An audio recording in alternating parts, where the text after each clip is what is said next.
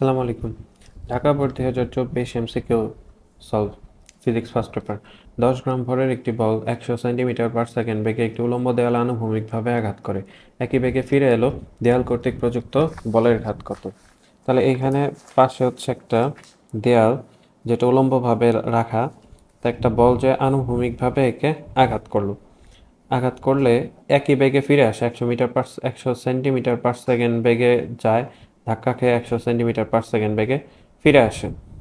তাহলে এই ক্ষেত্রে বলের ঘাত বের করতে বলছে। বলের ঘাত F T is equal to আমরা জানি M V minus M U বা M into V minus U. তো এম এর মান দেওয়া আছে 10 গ্রাম। 10 গ্রাম এখানে সিজিএস এককে বের করতে বলছে যে কত, ডাইন সেকেন্ড। তাহলে 10 গ্রামই হবে। শেষ বেগ 100 সেন্টিমিটার পার সেকেন্ড বেগে বিপরীত দিকে ফিরে আসে। তো এই বরাবর বেগ মান নেগেটিভ ধরলাম, এই বরাবরের মান পজিটিভ ধরলাম। তাহলে ভি এর মান হচ্ছে নেগেটিভ 100 আর ইউ হচ্ছে নেগেটিভ 100। তাহলে 10 গুণন মাইনাস 200, বলের ঘাত বলে সেটা ঋণাত্মকই আসবে, কিন্তু সেটা আমরা ঋণাত্মক নিব না। তাহলে ডাইন সেকেন্ড, 2000 ডাইন সেকেন্ড। অ্যান্সার হচ্ছে বড় ঘ।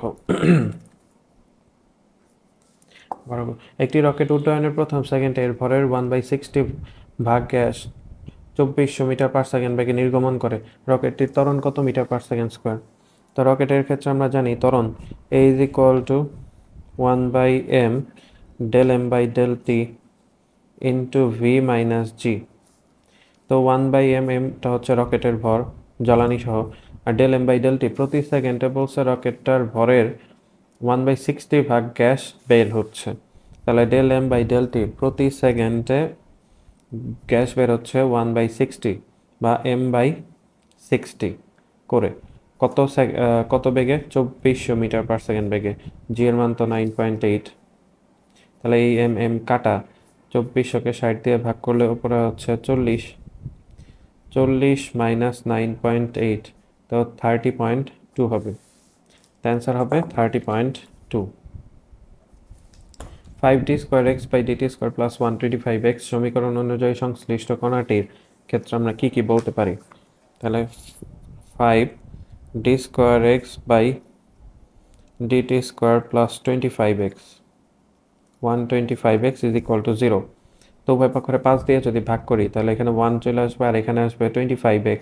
এটাকে হচ্ছে d square x by dt square plus omega square এক্সের সাথে যদি তুলনা করি, ওমেগা স্কোয়ারের মান আসবে 25, ওমেগার মান হবে 5। তাহলে এটা হচ্ছে কৌণিক বেগ, আবার এটা হচ্ছে কৌণিক কম্পাঙ্ক। কৌণিক বেগের মান 5, কৌণিক কম্পাঙ্ক হচ্ছে 5, কিন্তু কম্পাঙ্ক যেটা সেটা হচ্ছে omega is equal to 2 pi F. তো F is equal to omega by 2 pi বা 5/2 পাই। তাহলে অ্যান্সার হবে হচ্ছে 2 আর 3, গ নম্বরটা অ্যান্সার। 100 গ্রাম ভর ও 1 সেন্টিমিটার পুরুত্বের একটি মিটার স্কেল খাড়া অবস্থা হতে ভূমিতে পড়ে গেল। স্কেলটির ভারকেন্দ্রের সরণ কতটুকু হবে? তো স্কেলটা এভাবে ছিল, খাড়া অবস্থা থেকে এরকম নিচে পতিত হইল। তো এখন ভারকেন্দ্র ভূমি থেকে 0.5 সেন্টিমিটার উপরে, কারণ 1 সেন্টিমিটার হচ্ছে এটার পুরুত্ব, আর আগে ভারকেন্দ্র ছিল ভূপৃষ্ঠ হতে 50 সেন্টিমিটার উপরে। তাহলে 50 মাইনাস 0.5 সেন্টিমিটার, এটা হচ্ছে ভারকেন্দ্রের সরণ 49.5। এটা হচ্ছে ভারকেন্দ্রের সরণ। পরের কোশ্চেনটা, অভিকর্ষ বল দ্বারা কৃত কাজ কত? তাহলে W is equal to m g h. M এর মান হচ্ছে 100 গ্রাম 0.1, জি এর মান 9.8 আর উচ্চতা হচ্ছে 49.5 ডিভাইড 100। তো এটাকে যদি আমরা ক্যালকুলেশন করলে এটার অ্যান্সার আসে হচ্ছে 0.4851। একটি বস্তুকণাকে সুতায় বেঁধে বৃত্তাকার পথে ঘোরালে কাজের পরিমাণ কত হবে? কাজের পরিমাণ হচ্ছে 0। বৃত্তাকার কক্ষপথে যদি ঘোরানো হয় তাহলে সংরক্ষণশীল বল দ্বারা কৃত কাজ হয়, কাজের মান হচ্ছে 0। ভূপৃষ্ঠে একটি দোলক ঘুরে 1 সেকেন্ডে একবার টিক শব্দ করে, দোলকটির কার্যকর দৈর্ঘ্য কত মিটার? তো 1 সেকেন্ডে যদি একবার টিক শব্দ করে, এই 1 সেকেন্ডে একবার এই সাইডে যাচ্ছে বাড়ি খাচ্ছে, আবার বাকি 1 সেকেন্ডে এই পাশে আস্তে আস্তে বাড়ি খাচ্ছে। তার মানে এটা হচ্ছে দুইটা টিক সাউন্ডে একটা পর্যায়কাল দিবে, তার মানে তার পর্যায়কাল হচ্ছে 2 সেকেন্ড। তাহলে টি এর মান হচ্ছে 2 সেকেন্ড, 2/2 পাই তার উপর হোল স্কোয়ার ইন্টু 9.8। তো এটাকে ক্যালকুলেশন করলে কার্যকর দৈর্ঘ্য আসে 0.993 মিটার। 0.993 মিটার। নির্দিষ্ট সময় পর পর যে গতির পুনরাবৃত্তি ঘটে তাকে বলা হয় পর্যায়বৃত্ত গতি। পরম শূন্য তাপমাত্রায় কোনো গ্যাসের গতিশক্তি কি হবে? পরম শূন্য তাপমাত্রায় কোনো গ্যাসের গতিশক্তি হবে শূন্য।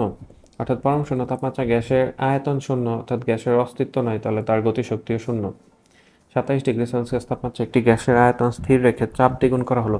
আয়তন স্থির থাকে হচ্ছে গেলুসাকের সূত্রে, যেটা হচ্ছে চাপীয় সূত্র। তাহলে অ্যান্সার হবে গ। চার্লসের সূত্র হচ্ছে চাপের মান স্থির থাকে। গ্যাসটির চূড়ান্ত তাপমাত্রা কত? তাহলে P1/T1 এটা ইজ ইকুয়াল টু P2/T2। আগে ছিল হচ্ছে 300, P1 এর মান P, চাপ দ্বিগুণ করা হয়েছে মানে 2P, আর T2 এর মান হচ্ছে বের করতে হবে। তাহলে কাটাকাটি করলে দেখা যাবে T2 এর মান আসবে 600 কেলভিন। তাহলে অ্যান্সার হচ্ছে ক নাম্বার, যেহেতু আয়তন স্থির। একটি দ্বিপারমাণবিক গ্যাসের স্বাধীনতার মাত্রা কত? দ্বিপারমাণবিক গ্যাসের স্বাধীনতার মাত্রা হচ্ছে 5। দ্বিপারমাণবিক গ্যাসের স্বাধীনতার মাত্রা 5। এক পরমাণুকের ক্ষেত্রে 3, এক পরমাণু হইলে 3, বহু পরমাণু হইলে 6 অথবা 7। কার্বন ডাই অক্সাইডের ক্ষেত্রে 6, বাকিগুলো 7। অর্থাৎ সরলরৈখিক যেগুলো সেগুলো হচ্ছে 6, আর দ্বিপরমাণুকের ক্ষেত্রে স্বাধীনতার মাত্রা হচ্ছে 5। কোনো নির্দিষ্ট ভরের বস্তুর গতিশক্তি এর ভরবেগের কি হবে? গতিশক্তি E is proportional p square, ভরবেগের বর্গের সমানুপাতিক। ক নম্বরটা অ্যান্সার। কোন নিচের কোনটিতে সবগুলো ভেক্টর রাশি? ভর স্কেলার, সময় স্কেলার, বেগ ভেক্টর, তড়িৎ প্রবাহ স্কেলার রাশি, ত্বরণ ভেক্টর, কৌণিক ভরবেগ ভেক্টর, চৌম্বক ক্ষেত্র ভেক্টর, টর্ক ভেক্টর, কৌণিক সরণ ভেক্টর। তাহলে এইখানে তিনটা। চাপ স্কেলার, বল ভেক্টর, তাপমাত্রা স্কেলার। তাহলে অ্যান্সার হবে গ নম্বর। একটি দেয়াল ঘড়ি পশ্চিম দেয়ালে টাঙানো আছে। পশ্চিম দেয়ালে টাঙানো আছে, তার মানে ধরলাম এটা দেয়াল ঘড়ি পশ্চিম দেয়ালে টাঙানো আছে। এটা হচ্ছে 15-এর ঘর, আর এটা হচ্ছে 12। তাহলে 12টা 15 বাজে। এটার দিক হচ্ছে পি, এই দিকে, এটার দিক হচ্ছে কিউ। পি ক্রস কিউ এর দিক হয় হচ্ছে সবসময় তাদের সাথে লম্ব। লম্ব মানে তার মানে এই দিক বরাবর উপরের দিকে লম্ব। এটা যদি পশ্চিম দিকে হয় তাহলে তার দিকে লম্ব, তার লম্ব দিক হচ্ছে পূর্ব দিক। তাহলে অ্যান্সার হবে ক নম্বর। ঘড়িতে যখন 12টা বাজে ওই মুহূর্তে, অর্থাৎ 12টা বাজলে ঘন্টার কাঁটা মিনিটের কাঁটা সেম জায়গায় থাকবে, তখন তারা পরস্পর সমান্তরাল আছে। সমান্তরালের ক্ষেত্রে আমরা জানি P cross Q is equal to 0। V ক্রসে, অর্থাৎ এটা হচ্ছে ভেক্টর রাশির কার্ল। কার্ল শূন্য হলে ভেক্টর ক্ষেত্রটি আমরা জানি অঘূর্ণনশীল, সঠিক। অঘূর্ণনশীল হলে সেটা হবে সংরক্ষণশীল। তাহলে অ্যান্সার হবে 1 ও 2। একটি গাড়ি 10 মিটার পার সেকেন্ড সমবেগে চলছে, নিচের কোনটি সত্য? অর্থাৎ গাড়িটির সমবেগে যদি চলে তাহলে তার ত্বরণের মান হচ্ছে 0, তাহলে এর ওপর কোনো বলই ক্রিয়া হচ্ছে না। বাকি আর অপশন চেক করতে হবে না। বস্তুর গতি জড়তা কোনটি সমানুপাতিক? গতি জড়তা ভরবেগের সমানুপাতিক। শুধু জড়তা বলতে এখানে আসলে ভরই বোঝায়, বেগের সমানুপাতিক হবে না, বলের সমানুপাতিক হবে না, কারণ বেগ, গতি জড়তার ক্ষেত্রে বেগ সবসময় ধ্রুব থাকে, অর্থাৎ বেগ ধ্রুব, বল বাহ্যিক বল প্রযুক্ত হয় না, তাহলে ভরবেগের সাথে সম্পর্ক হচ্ছে সমানুপাতিক। মহাকর্ষীয় বিভবের একক হচ্ছে জুল পার কেজি। এর কারণ হচ্ছে V is equal to W/m। একক ভরের কোনো বস্তুকে মহাকর্ষীয় ক্ষেত্রে কোনো বিন্দু টানতে যে পরিমাণ কাজ সম্পন্ন হয়, কাজের একক জুল, ভরের একক হচ্ছে কেজি, জুল পার কেজি। একজন ব্যক্তি লিফটে ওজনহীনতা অনুভব করবেন যখন লিফটটি জি ত্বরণে নিচে নামবে। এর কারণ হচ্ছে W is equal to m into lift নিচে নামার ক্ষেত্রে জি মাইনাসে। এখন ওজন W শূন্য হইতে হবে, m জি মাইনাস এর পরিবর্তে যদি জি হয় তাহলে এই হচ্ছে m ইন্টু 0 মানে 0। তাহলে লিফটটা যদি জি ত্বরণে নিচে নামে তাহলে সেক্ষেত্রে ব্যক্তি ওজনহীনতা অনুভব করবে। ভূপৃষ্ঠ হতে কত কিলোমিটার উচ্চতা অভিকর্ষ ত্বরণের মান ভূপৃষ্ঠের 25% হবে। তাহলে এটা সূত্র হচ্ছে জি প্রাইম ইজ ইকুয়াল টু কত উচ্চতায় বলছে, জি ইন্টু আর স্কোয়ার ডিভাইড হচ্ছে আর প্লাস এইচ হোল স্কোয়ার। তাহলে জি প্রাইমের মান হচ্ছে 25 বা 0.25 ইন্টু জি আর স্কোয়ার ডিভাইড আর প্লাস এইচ হোল স্কোয়ার। এটা কাটা, তো এখান থেকে এইচ এর মান ক্যালকুলেট করলে আসে হচ্ছে আর মানে 6400। কোনো বস্তুর একক মাত্রায় পরিবর্তনকে কি বলে? তার বিকৃতি বলে। পয়জনের অনুপাতের ক্ষেত্রে নিচের কোনটি সঠিক? পয়জনের অনুপাতের মান -1 থেকে সিগমার মান বড়, 0.5 অপেক্ষা ছোট, কিন্তু আবার এখানে আসলেও কিন্তু সমান চিহ্ন আছে। এইরকম যেহেতু অ্যান্সার নাই তাহলে খ নম্বরটা অ্যান্সার হবে। সরল দোলন গতি সম্পন্ন কোনো বস্তুর বারবার দোল দেওয়ার কারণ কি? বস্তু এভাবে দোল দিচ্ছে কেন? তার গতি জড়তার জন্য।